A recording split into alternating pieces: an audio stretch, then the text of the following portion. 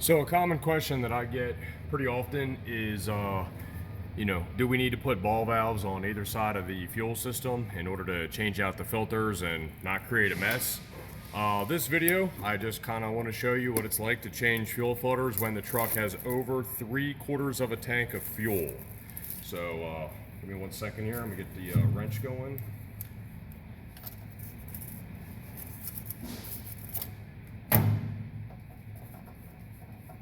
Got some fuel coming down, nothing crazy.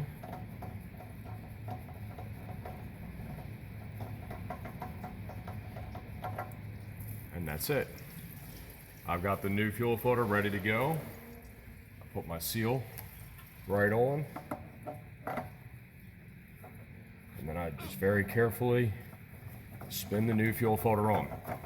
Sometimes we get phone calls about how these things don't go on and then, they get seized on there, or maybe they didn't get the right filter. If you got one of the part numbers that we tell you about, 99% of the time, the reason that this filter goes on this incorrectly and gets seized is because somebody installed it and cross-threaded it.